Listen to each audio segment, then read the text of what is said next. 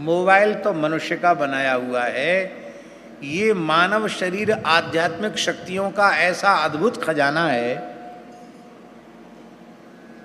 कि भगवान ने जैसा देव दुर्लभ मानव शरीर हम सबको दिया है महाराज जी, उसके 100वें अंश का भी सदुपयोग हम नहीं कर पा रहे हैं।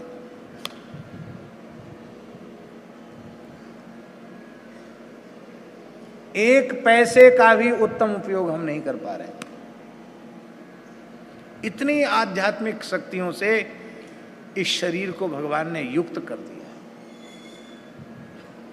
महान योगी लोग साधन में जितना आगे बढ़ते चले जाते हैं, उतना वे अपनी परमात्मा के द्वारा प्रदत्त जो दैहिक शक्तियां हैं, यौगिक शक्तियां हैं, उनको जागृत कर लेते हैं और फिर वो उन्हीं अनहोनी घटनाओं को चमत्कार करते हैं। जैसे एक घटना हम आपको सुनावें।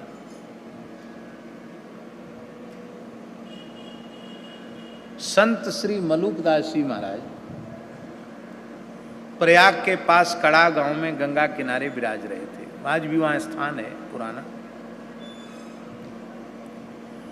उस समय भयंकर अकाल पड़ गया, तो कुछ जनता, अकाल पीड़ित जनता श्री मलूकदास जी के पास आई और कहा, बाबा लगातार तीसरी वर्ष है जो पानी की एक बूंद नहीं बरसी,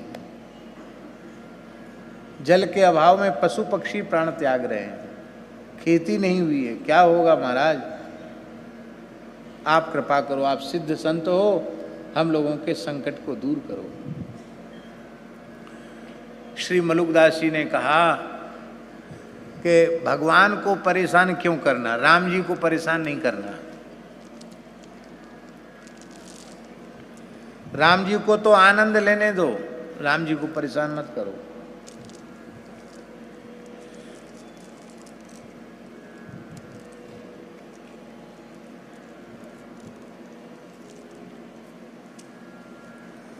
जो काम चतुर्थ श्रेणी के चपरासी के द्वारा संभव है, उस काम को करने के लिए आप मुख्यमंत्री जी को कहोगे, प्रधानमंत्री जी को कहोगे, राष्ट्रपति जी को कहोगे, तो आपकी मूर्खता सिद्ध होगी कि बुद्धिमत्ता सिद्ध होगी? क्या सिद्ध होगी बोलो?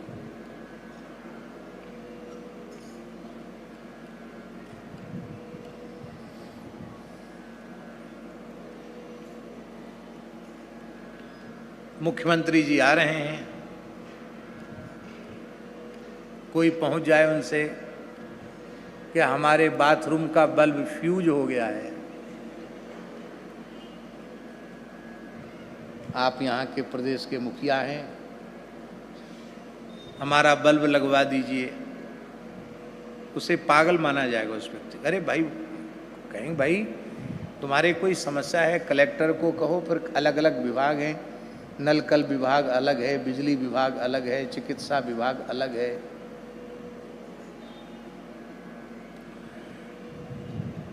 आग बुझाने वाला विभाग अलग है। जिस विभाग का जो व्यक्ति है उसको कहोगे तो समाधान होगा। हाँ, वो विभाग वाला व्यक्ति नहीं सुनता है तो उससे ऊंचे शिकायत करनी पड़ेगी कि आपने जिसको नियुक्त किया वो हमारी सुनने के लिए राजी नहीं है। देखो, बड़ी ऊंची बात है, संतों की सीख। हर बात के लिए राम जी को परेशान नहीं करना। मलूकदास जी ने कहा, वर्षा का विभाग राम जी ने देवराज इंद्र को सौंपा है, तो हम लोग चलें गंगा के किनारे, इंद्र देवता से फरियाद करें, प्रार्थना करें कि आप अपने विभाग में इस प्रकार का क्यों कर रहे हो, आप पानी बरसाओ, हाहाकार मच रहा है।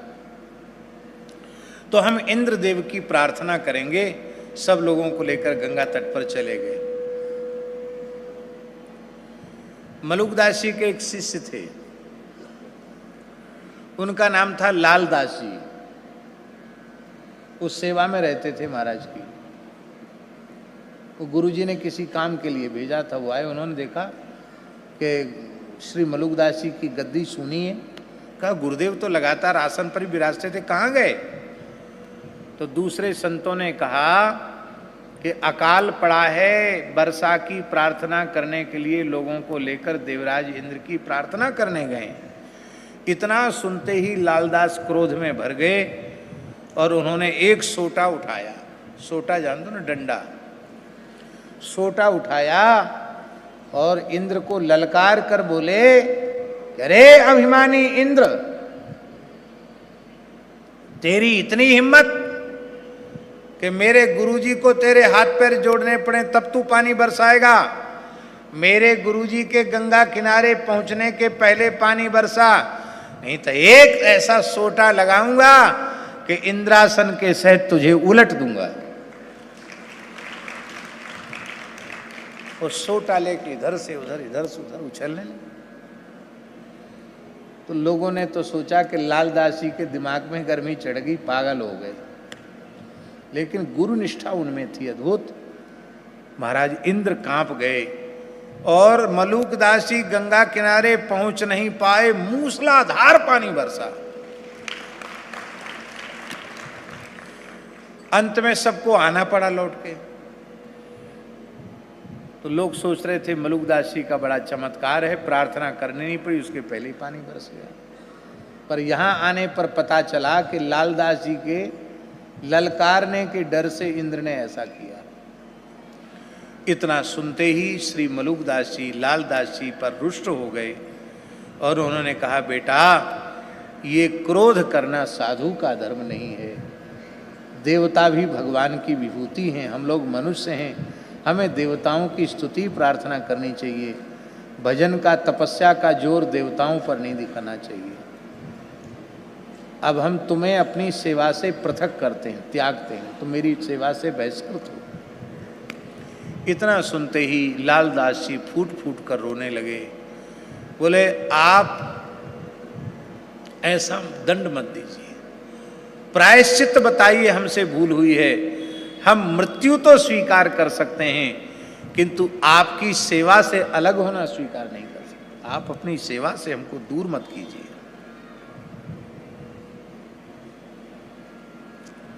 तब आपने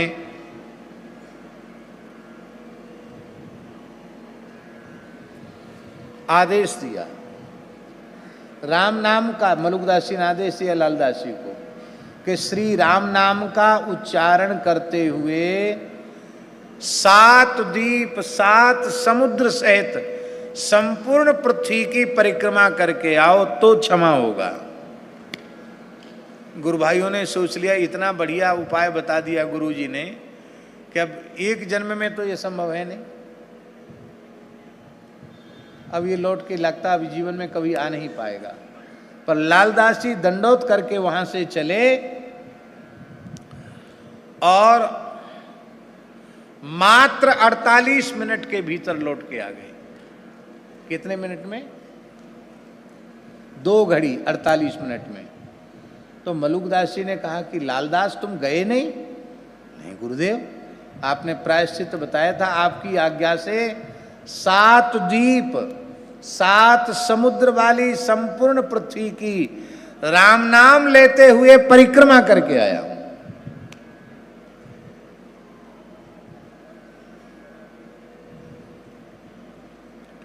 क्योंकि मैं आपकी सेवा से दूर नहीं रह सकता। ऐसा कहकर रोते हुए चरणों में प्रणाम किया।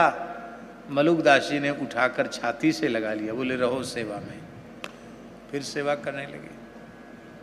दूसरे साधु सोचने लगे, गुरुजी बड़े भोले, 48 मिनट में ये सब जगह घूम भी आया, इतना झूठा बोलता है।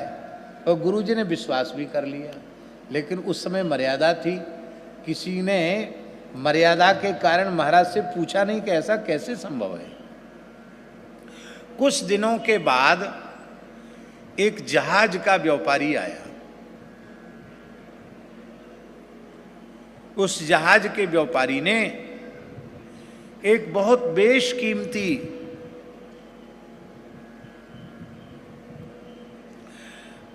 मोतियों की माला, बसरा के मोतियों की माला जो दुर्लभ मोती थे, ऐसी माला मलुकदास जी के गले में डाली।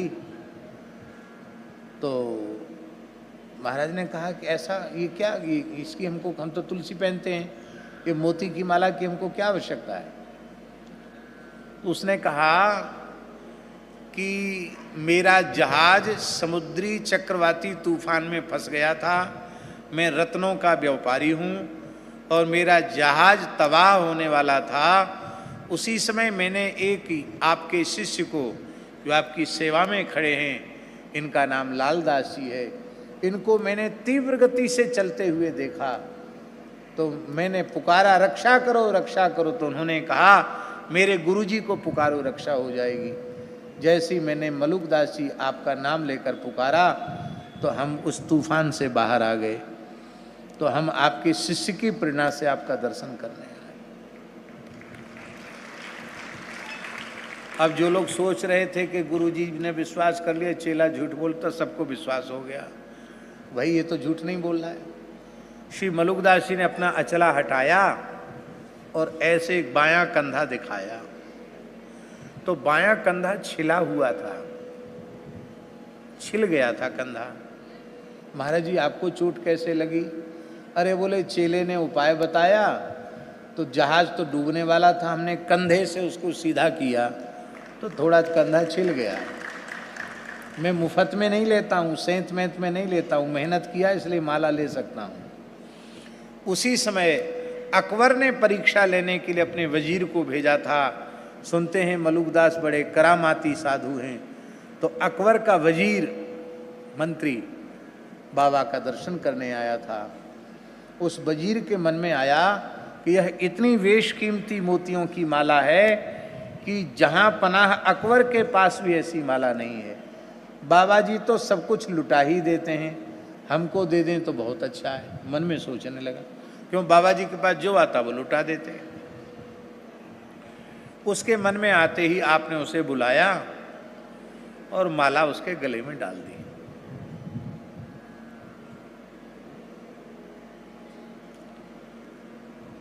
फिर अकबर ने बसरा के मोती सोने के थाल में भर के भेजे। इनका ये क्या करते हैं पता करो। कुंभ का समय था, आपने वैद्य को बुलाकर कहा कि आज श्री जानकी नाथ जी को जो पान भोग धराना है उसमें ये चूने वाले चूने का प्रयोग नहीं करना है, मोती को फूंक कर चूना बनाओ और वो चूना लगेगा राम जी के पान में और ठाकुर जी को बीरी भोग लगेगा और सब साधुओं को बांट दो। एक गरीब ब्राह्मण की बेटी विवाह के योग्य थी, ब्राह्मण आशीर्वाद लेने आया, सोने का थाल उसको दे दिया। ये दो घटनाएं सुन करके अकबर बहुत प्रभावित हुआ और मलुकदास जी के चरणों में नतमस्तक हुआ।